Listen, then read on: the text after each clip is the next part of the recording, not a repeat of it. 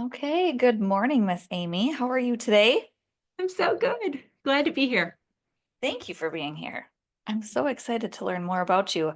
I um I spent the last half hour or so kind of just browsing your website and wow, I feel like I needed maybe 5 hours of doing that just to take it all in. You have so many amazing offerings and ways to help women or I should say help others. Do you exclusively work with women or do you work with both? I have men who are clients also, though the majority of my work is with women and my group work is all exclusively women. So I have one-on-one clients who are men though. Um, and they're always like, you work with men too. I'm like, I do, but you're fine. You can just be grouped in. Don't want to single them out. Really funny story about that is that this morning I was playing pickleball and a friend that I've played pickleball with for a long time. He doesn't walk into the gym. He like bounds in. He's like a little puppy, you know? And so he comes bounding in. He's like, Amy. And I was like, Preston. And he's like, you're not going to believe what I did this weekend. And I said, what? And he's like, I read your book from cover to cover. And I was like, you did?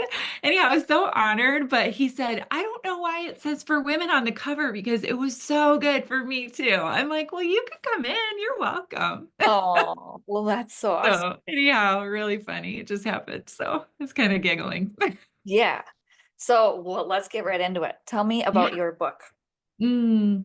Yeah, I'd love to tell you about who I wrote the book for and kind of the core message because it's really important that this book was not written about something, but it really was written for someone, which is a core tenet of the writing coach who I worked with, AJ Harper, is that books are written for people. To serve them, particularly in this lane of books. And my ideal reader is a woman who wants more impact and influence and income without more work. Oh, So the core message is that you can't outwork your thought habits, meaning everyone gets to a point where just working more hours or working harder does not actually increase and give you more of what you want. You've got to actually stop, dig deeper, and become more to be able to take whatever it is that you want to take to the next level. And it's a real moment of reckoning. It's kind of a moment of surrender.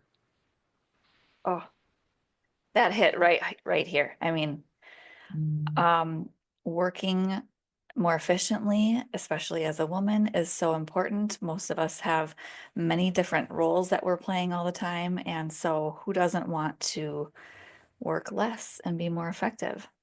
I know. I know. Can I tell you the story about the title? Because it's Yes. so great. Yes. So, the title of the book is I See You. And it was inspired by a conversation I had. I had been at a community event, it was like a fundraiser, and a mutual friend introduced me to this woman in our community who I knew who she was. She sits at some important tables. She makes decisions that affect hundreds and thousands of people, very active with her family. And I just really liked her when I met her briefly. And so I reached out and invited her to a cup of coffee. And so we were sitting, and I just asked to hear her story. And I probably listened for maybe close to an hour. And about 55 minutes into the conversation, she sort of brusquely interrupted me and she said, why did you invite me to coffee today? And I think she thought I don't know if I was soliciting, I don't know what she thought, but that I had an agenda. And I just said the first thing that came to my mind. I looked her in the eye and I said, because I see you. Mm. And she put her head in her hands and just wept Oh my for God. like a long time, it felt like. And then she sort of sat up and wiped her face and collected herself. And she said, "Thank you. So few people do." Mm, And that's the person I wrote the book for, is like everyone sees her, but no one really sees her or understands her experience, how lonely it can feel, how exhausting it can be, how she's managing ambition along with deep care for her family and community, just the pressures of that space. And so that's my person. I love that. I think most women feel that they are unseen. You know, we're so busy taking care of everybody else most of the time. Um, Even the ones that are have a little bit more awareness, we're still taking care of everyone else all the time, and we don't feel fully seen. And yeah, I can totally see why she would cry. Absolutely. And particularly women who have leadership roles, it's inappropriate to talk about things with people you're leading that are hard in your own experience. And, you go home and you're leading there. Most places in your community you're leading also, you get invited to lead anyhow, because it's kind of, people know you as that. And so it just can get really isolated. And that's a space that I never want a leader to be in, where they can't have a space where they're not okay, or at least someone to have that conversation with. So yeah. That's so good. Mhm. Um, so mostly women, mostly leaders. Mhm. Um, what is what is the biggest takeaway that you can think of that you've heard from your readers so far? Mm. Some of the best stories have been actual life change that has happened. Um, Someone just negotiated a $40,000 pay raise. Whoa. That was Wow. exciting. Well, that'll get people to buy the book. Holy I moly. know. I was like, well, that was worth the investment. Yeah. um, but actually, I've had so many conversations with people who have made very significant changes, even in setting boundaries with their goals. That's something I talk about. There are two chapters in the book on boundaries, but it's kind of a unique take on boundaries. Um, while there are certainly things in the book in terms of relational boundaries, I write a lot about having boundaries with your goals, meaning, this is classic. Like, I'll go to something where I feel deeply inspired or moved, or I create or have a vision for something I want to create. And I just want to set this huge goal, not taking into account that I also have three children to parent and a husband and some community commitments that are very important to me and family commitments. And I'm not taking into account in that moment the fullness of my life. And so I work a lot around, how do you set a goal? Because to have a relationship with anything, a person, a business, a career, that's healthy, you have to have boundaries. And so, in order to have a healthy relationship with your business or career, you've got to have boundaries. And that's where this comes in. So, I'll give you some examples. My personal goal with a boundary is to work like a teacher. So, I work like 8 to 3:30, Monday through Friday. I don't do weekends, evenings, and I do like light summers, and to get paid like a CEO. So if I only have the goal to get paid like a CEO without the boundary of how I want to work and the life experience I want to have, then I have no framework through which to say no to anything. And it's just all yeses. So it plays out in very real ways. I tell this story in the book about it. I had a woman I talked to, a prospective client. Oh my gosh, she was like my people. We had this really amazing conversation, and I left it just knowing we were supposed to work together. And she said, I don't even need to talk to my husband. This is a yes. And so I said, great, let's schedule our first call. And she said, okay, I can only meet after 6 p.m. Oof. And I was like, oh. And I like tried, like, can you do lunch? Can you? And then I just said, like, I'm gonna need to sleep on it because I'm not very good at saying no in the moment. I'll like give in. And so I just said, I'm gonna need to sleep on it. But I had to call her back and just say, if I say yes, everything upon which I'm building this business and our relationship crumbles. I can't work with you with any kind of integrity if I don't honor my own boundaries. And so there's loss. There's like real loss when you set boundaries. And that's an example of, yeah, it's easy to say, I want to work like a teacher and get paid like a CEO. And it sounds real catchy. But when it comes down to looking into someone's eyes and having to say no because of that, and to walk away from her, but also to walk away from the money and right? Yep. That's where you really get to experience, okay, this is real and it's difficult. So, yeah, that's something that people talk to me about a lot. Wow. Yeah, I feel like that just came up for me yesterday. I don't even remember what I was listening to, but amen to you for setting your boundary and sticking to it because when someone comes into your life that feels like a hell yes, like she did, it sounds like that is your person, and then you're tempted to neglect yourself.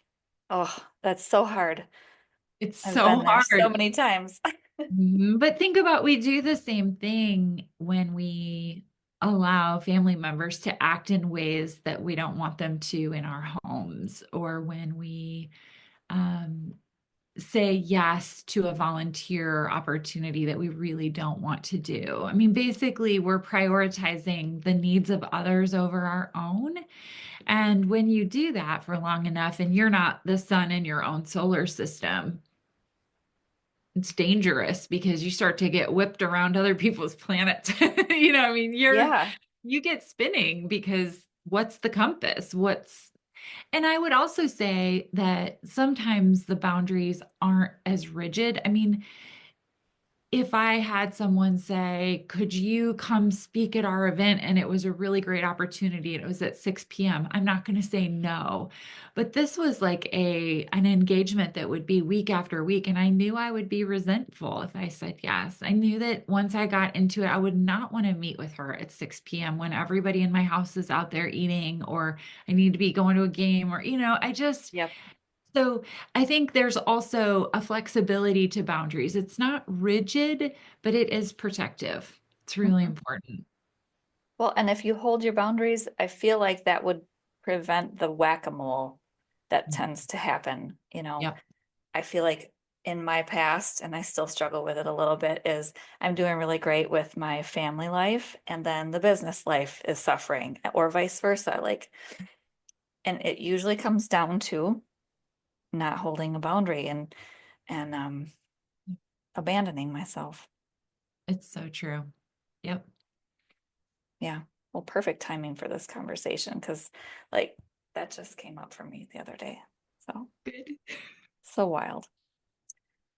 Shel Silverstein's famous book, The Giving Tree. You mentioned that before we hopped on.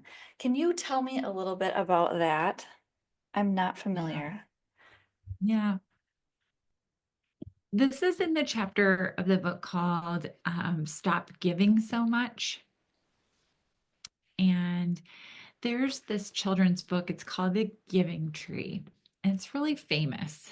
And my mom read it to me growing up, but I also in my graduate school work took a children's literature course. I have a master's degree in children's literature, which I've run businesses for 25 years. I'm not sure why, but that's what happens sometimes. So I was studying this book and I remember where I was. I was in my college, like in this apartment, and I'm reading this book, and it's basically about this tree who has a friend, and it sort of frames it like the tree's the mom and the boy is the son.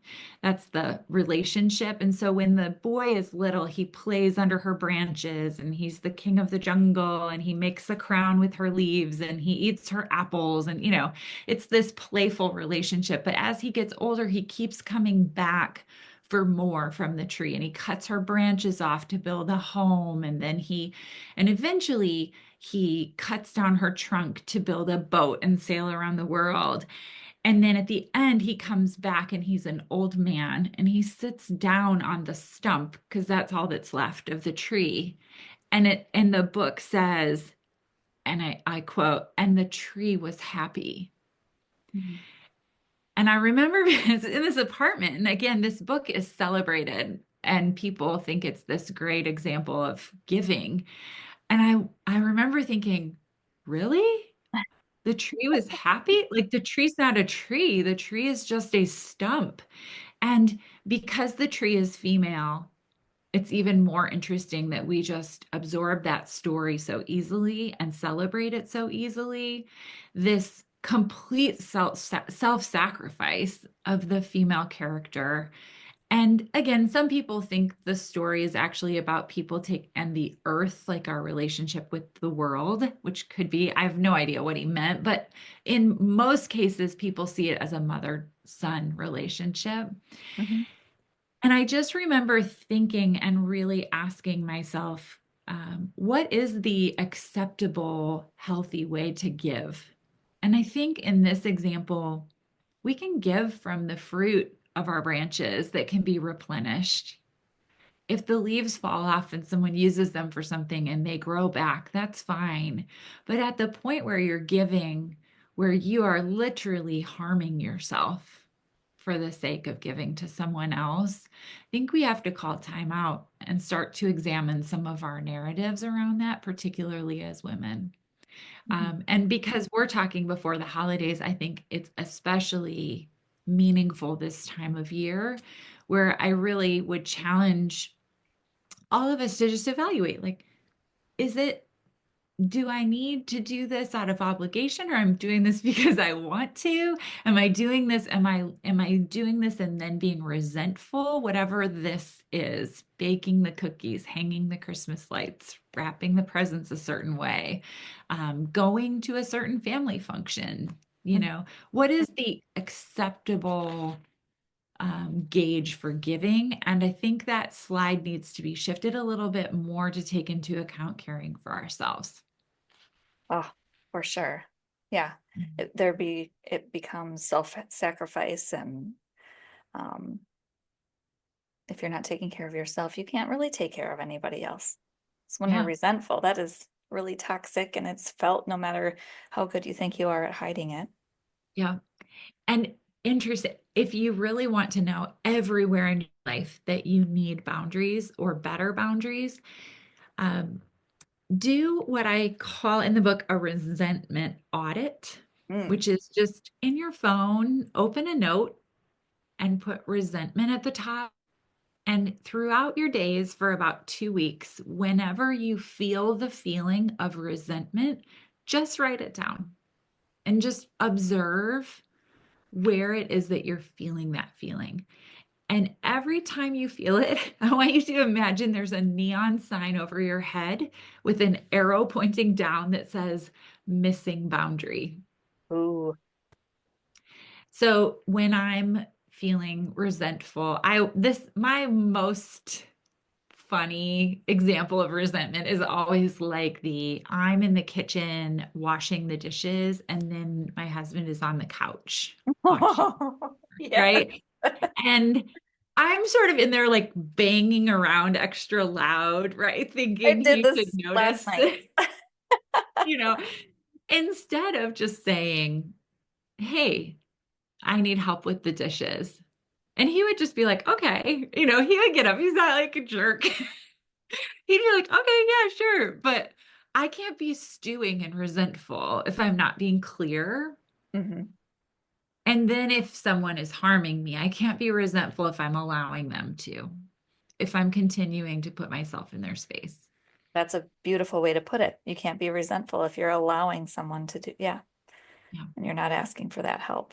That is Yeah. funny that you bring up the dishes because I had that very conversation this morning. I said, so I noticed that my angrily dishwashing doesn't, provoke you to come out and help me. And he's like, oh, did you notice that I taught you that? No, yeah, I've learned also, like, especially particularly with men, just asking is so much easier. Right. Yep. Even if you should assume that they should know, even if you've done it before, even if it's just easier to just ask Hmm. Yep. for what you I need. get stubborn sometimes and I think, well, he should come out here. All Yeah. this noise. Absolutely. I just talked to a client about this. She was taking a trip to New York for Christmas this year, and her daughter was going with her, but she really wanted her boys to go too. And so we were talking about it, and I said, well, did you tell them that? Like, did you say, what I really would like for Christmas is for you to come too? And she said, no, I just was hoping they would know or want Mhm. to. And I said, well, why don't you just tell them? And they booked flights that day, right? Yep. Sometimes you just have to tell people what you need, what you want, and be very direct and clear.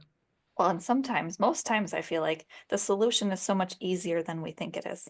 Yeah, they were like, okay. Yeah. But we sit and marinate in a problem and make Yeah, it a bigger problem. yeah, totally. Yeah. Well, that's funny. Mm, Where did your boundary spectrum mm, concept originate? You talk ugh, about boundaries a lot. yeah. I kept seeing a pattern of women who were very high functioning, even over functioning in the workplace. I might say like a beast in the boardroom type of a Mm. person, in charge, fiercely independent, um, making decisions, not messing around at work, but very walled off to people, not vulnerable at all, but very like harsh and um, yeah, I'd say just walled off emotionally.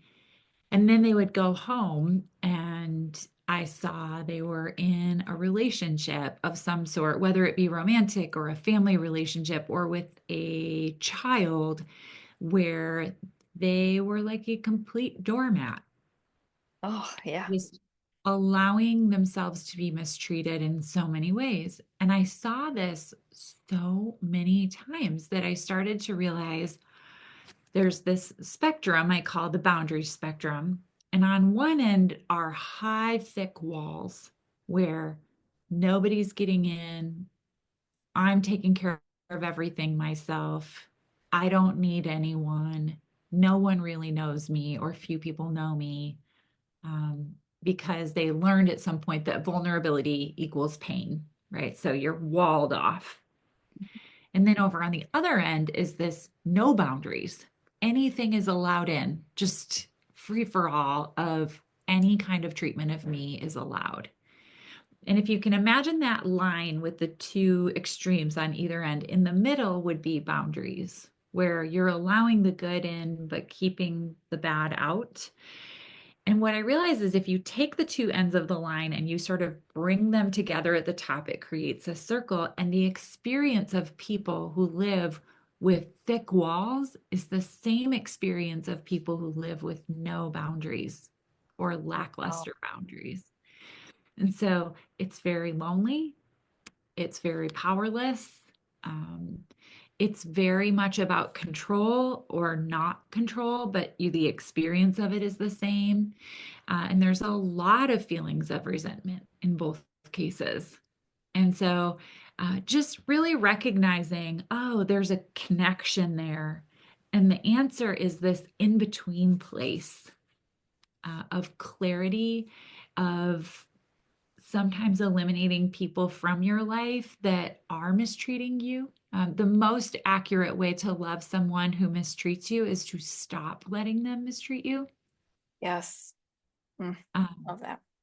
you know, because if you allow them to mistreat you, you're preventing them from having to do their work. Hmm. And And so many so, people think it's the opposite. So many people think it's unloving act to set a boundary like that or to say, hey, this is not okay. You can't treat me that way. When Particularly if really, they have a title like mom yes, or sister or husband or cousin. I mean, family titles do not justify, do not override mistreatment. They do not, like, just because you have the title doesn't mean that you have carte blanche. You can treat me however, and it's right. disloyal or mean to not allow that. Wow, I love that. And that is Mhm. so interesting that you observed did you call her a boardroom beast? Yeah. And then at home, get treated like a doormat.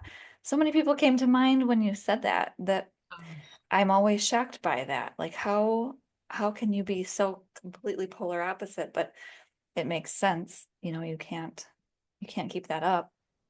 yep. Yeah.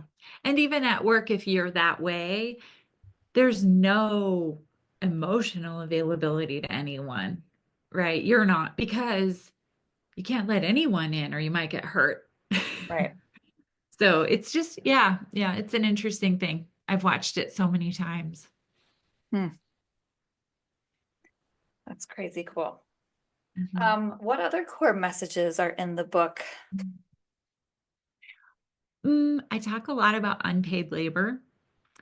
And so basically, there's this whole part of our world and economy that exists of caretaking, grocery buying, cleaning, shopping, bill paying, appointment making. All um, the expected things, I feel like. yeah. So in, let's say, the 1950s, the arrangement was one person would stay home and do all of the unpaid labor. They would run the house, do the caretaking, do all of those things they're actually super important to families, to communities, to particularly caring for the elderly and then for small children, right? So I'm not saying anything like the labor isn't valuable. I'm just saying you don't get paid for it. Uh, then the other person would leave the house and go and earn money and then bring the money home, and that would support the family, which worked really well in that economy. But what happened is that the economy changed, and now we know that well over 70% of working age women work outside of the home, but the distribution of unpaid labor never changed. Mm. So, although women went back to work, they still kept the majority of the responsibility of the unpaid labor. And even if they aren't physically doing it, meaning maybe they have a cleaning lady or they have someone helping them with some of it, they're still doing the mental and emotional planning to get that done. Oh, interesting. Yeah. Right? Mhm. So I have a ton of help, but like I'm the one managing it all. I'm paying them, I'm telling them when to come, I'm right. Yep. And so it still is falling on me. I'm just not doing it. Mhm. I guess there's a few things about unpaid labor. In the book, there's an unpaid labor survey that you do that kind of tells you about how many hours are you doing a week in unpaid labor. Interestingly, a lot of people say, "Well, I don't have children, I that it doesn't affect me." In the entire survey, which is a bunch of things that I list, only two of them have anything to do with children. Most unpaid labor you do whether you have children or not. The laundry, Oh, the wow. food, I mean, all of that you do regardless. So that, but also there's just a recognition and a very conscious choosing that if that unpaid labor is important to you and you want to do it, then just know it's okay if your business grows a little more slowly than your peer who has no unpaid labor to take care of, or your male counterpart who has someone at home full time taking care of kids, you know.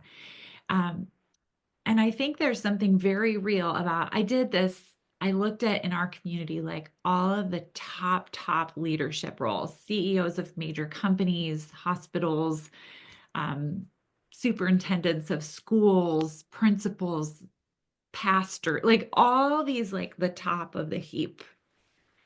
Almost everyone, there were like maybe a handful, everyone had someone at home who didn't work. Oh, wow. But it makes sense Yeah, because you can't do all of that and all of the unpaid labor. right, Like, and honestly, I actually feel like men are quite wise in not even trying to. They're not, right. my friend, this is so funny. My friend was gone for like 3 days. She got a call from her cleaning lady and she said, "Is everything okay? Like, I got here and the house was such a mess." And my friend was like, "Oh my gosh, yes, I'm out of town, everything is fine."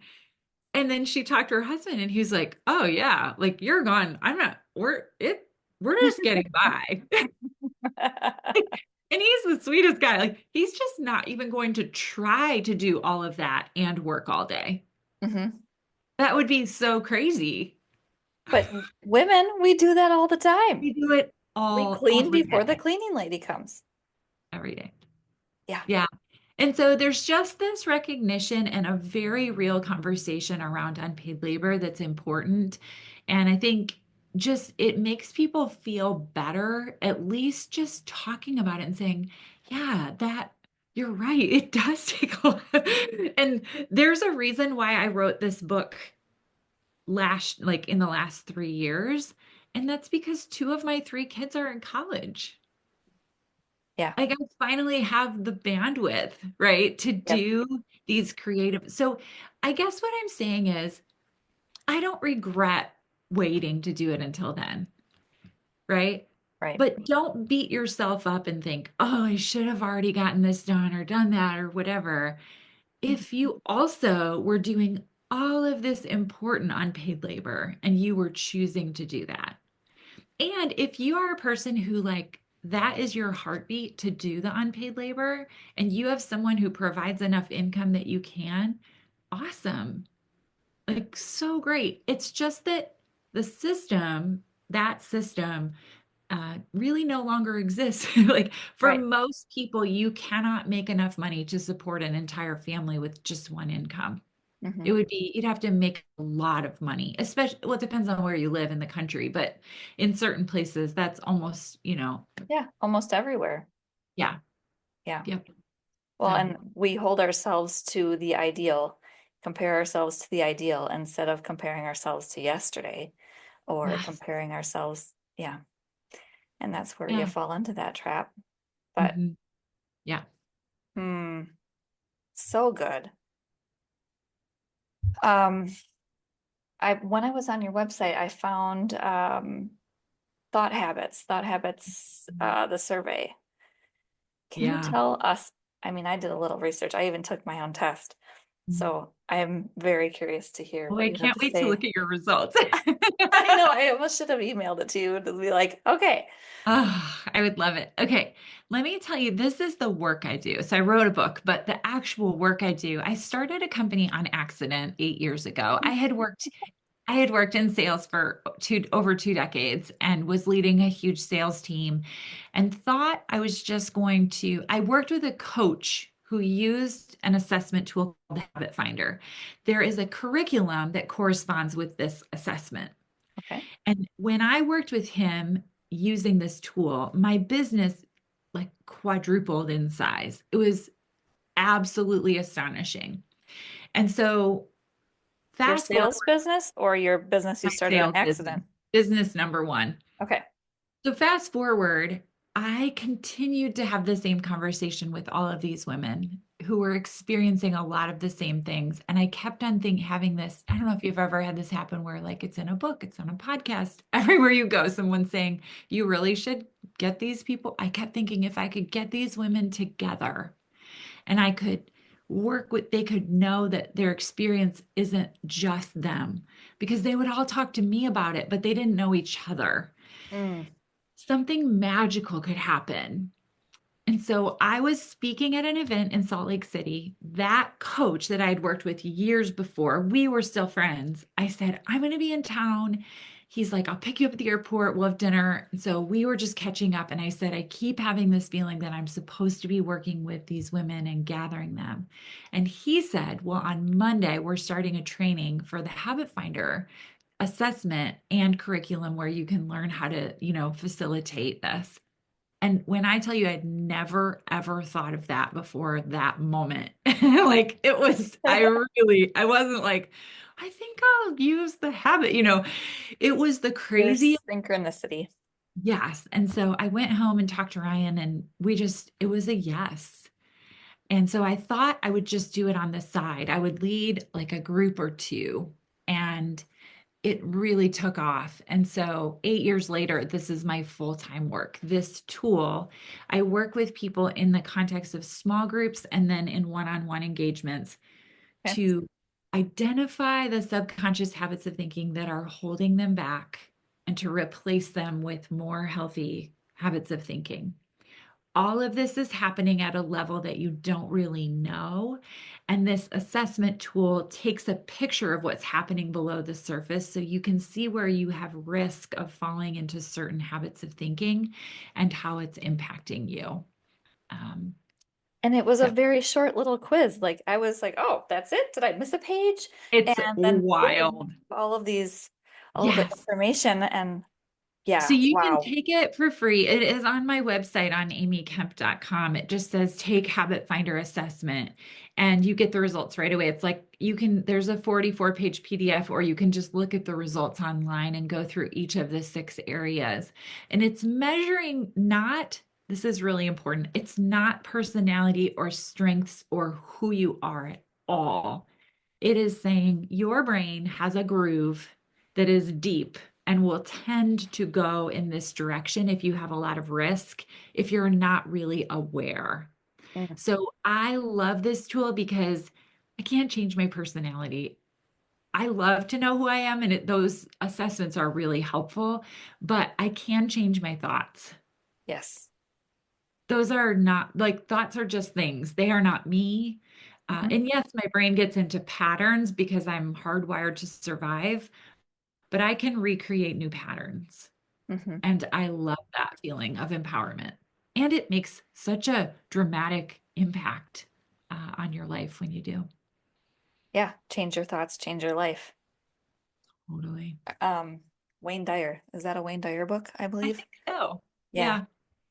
Mm. I think I've read that one 2 or 3 times. It's either That's Wayne the other thing Dyer. I will say, though, is your habits of thinking do not change quickly. No, we are definitely conditioned. And like you said, those deep grooves. I know. And the work I do is not fast. It's not like an instant change. I'm not really interested in that. I'm not really even interested in behavioral change if it's not first change at a deeper level because it just won't last. Yeah, real change takes time. It does. Mhm. Mhm. And it's circular. I was talking to my coach about this not too long ago where I just said, like, I get so tired of having the same conversations with you. And she's like, yes, but the last time we talked about this was 3 months ago. And at first it was every 3 weeks. So it's like they still come around. They just come around not as often. Yeah, as you unravel them, I feel like they lose And their you're able power to and catch it more quickly. yeah. Mhm. So I love that you brought that up. You are a coach and you have a coach, Mm, right? yes. Yes. I think that needs to be more normalized. I don't think a lot of people realize that how Oh, many, coaches and people who are writing books have someone coaching them writing books, and it's so yeah. important to be learning all the time. I've I only know 2 people in my life who've invested more in coaching than me. Really? Yeah, and it's been over decades, right?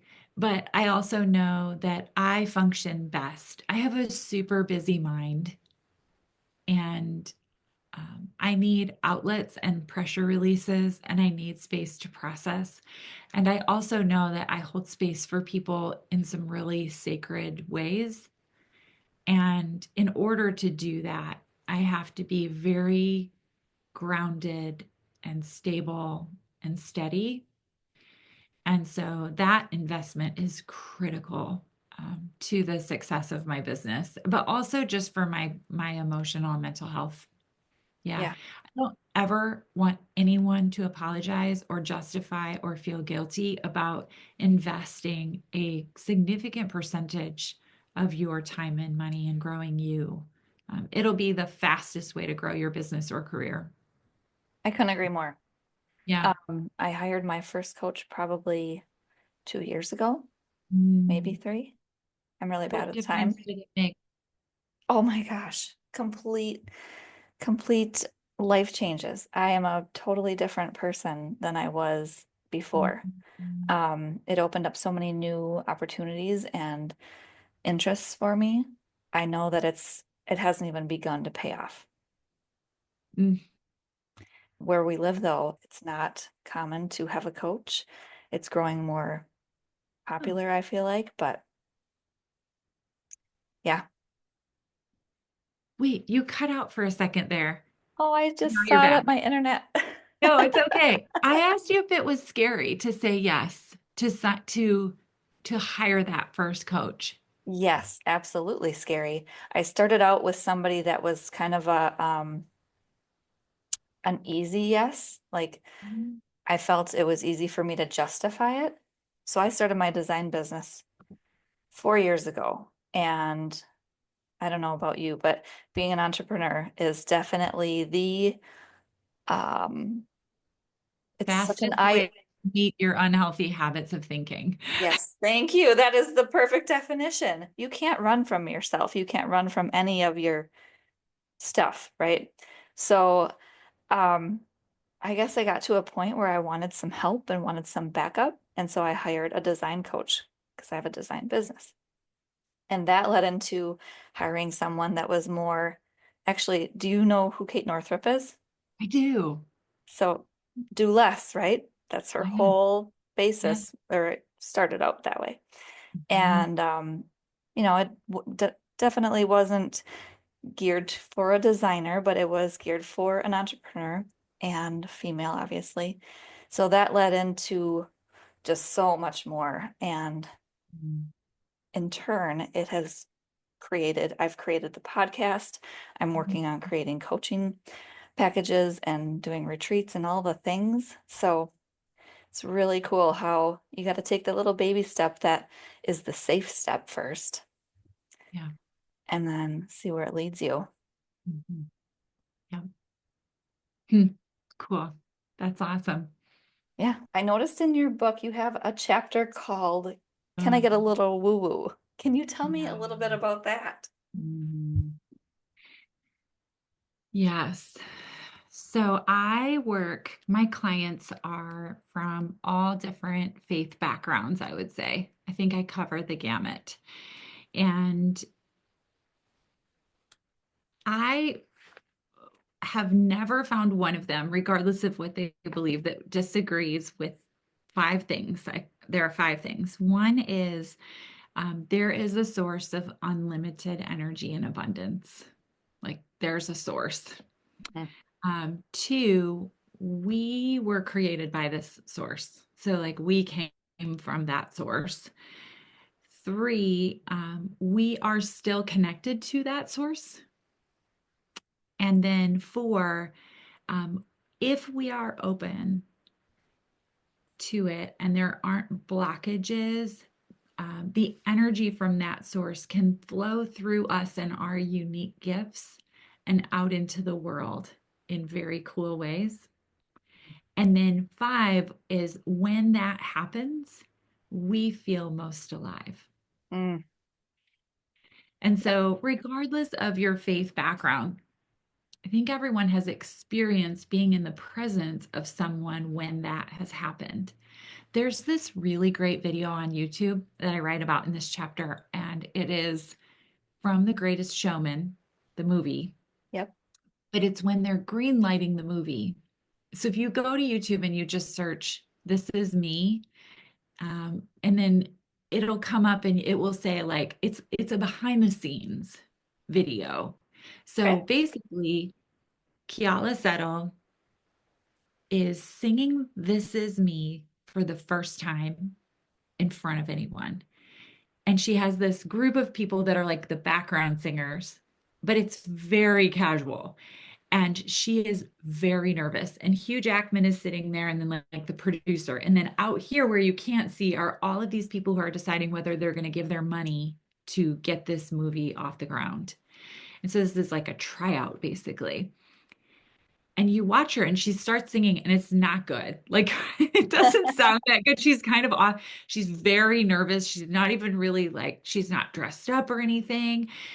But as the song starts to go, you notice like this shift. She turns around and one of the background singers, she kind of like motions to him and he sings a part of it to her. And she turns around and she's like, all of a sudden you can see this like shift where it's like coming through her and into the room.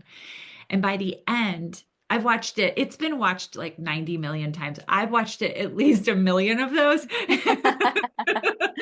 Because when I watch it, it reminds me that my job is not to figure everything out and do all the work to create everything. My job is to make sure that my connection to that source, which in my faith background I would call God, is not blocked by anything so that that energy can move through me and my unique gifts. I mean, I'm not singing ever, but through what I do uniquely and into the world.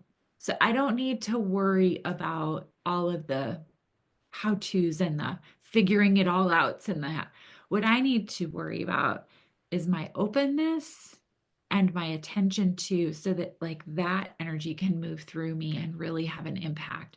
So it's really a cool video to watch. But if you've ever been in the presence of someone, whether they uh you know, do paper mache sculptures or they lead a huge business or they teach preschool, when they are using the gifts that are theirs and it's like an alignment and that happens, you know it. Like we are drawn to it. We are like, what is going on? We pay Magnetic. attention. And it really doesn't matter what it is. Mm. We know it. We know it Well, to be here's another synchronicity because earlier when I was out running around, I'm listening to Marianne Williamson's Spiritual and Financial Abundance. true. Have you read any of Well, I her? just know Marianne Williamson is the one who said, like, our greatest fear is not that we are, she says the famous quote about being great, basically. Oh, she's got so many. Yes. I know which one you're talking about, but I can't recite it. Yeah. But Yes. Me neither. I got to read you the note that I took today because it just resonates with exactly what you were just saying. God uses you best when you live moment by moment. Stop making 5-year plans that is blocking your energy, blocking your flow of abundance. And instead ask every day, where would you have me go? What would you have me do? Who would you have me talk to? I love that. So Hmm. good. In the work we do, we ask the question, if there's anyone I can serve, put them on my path today and I will serve them. Which Beautiful. is the same thing, right? But it's an openness and a willingness to join in something larger than you instead of I have to figure this out. Yeah. Which often leads to I'm not worthy, or I'm not sure I can, or I'm not enough, or no, you're not.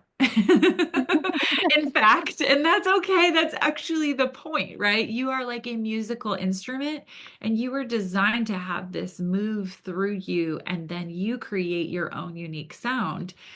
You were not designed to like be the thing moving through you. And Yes. We don't have to figure out the message. We're given the message, and whatever message we get is the one we're supposed to teach. yep, yeah, Mm, yeah, it's good stuff. that is so crazy. all the things that we've covered. And like, oh my gosh, that was earlier today or yesterday.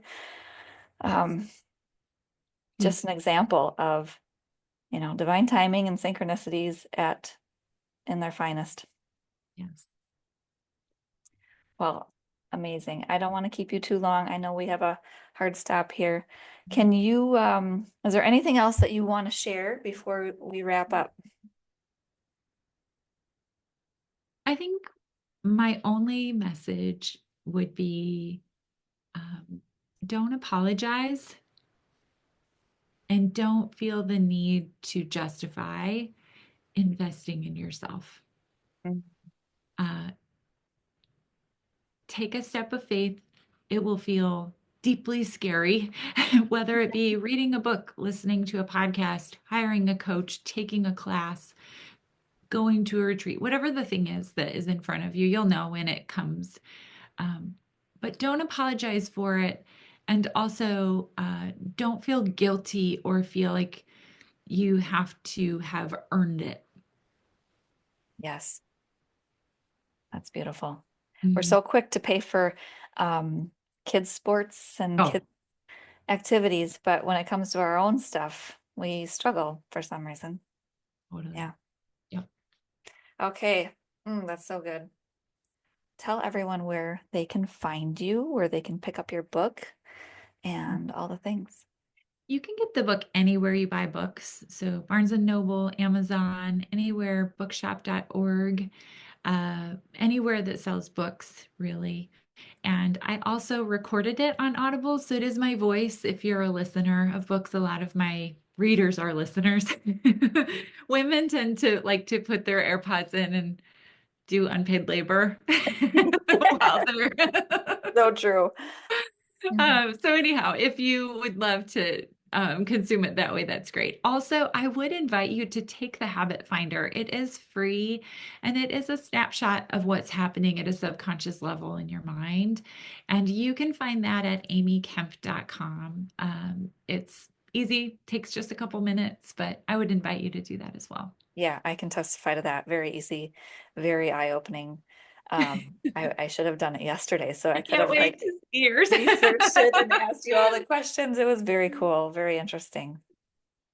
hmm And I feel very seen, which is very interesting because your book, I see you and taking that test just it's like, wow, things that I didn't even realize were Yes. holding me back Mhm. are there, but Yep, awareness will dissolve those things. So I'll absolutely. share that with you, and then I'll add all of the contact information into the show notes for everybody to check out. Awesome. Awesome. Awesome. Well, thank you so much, Amy. I appreciate it. It's been great. Thanks, Lindsay.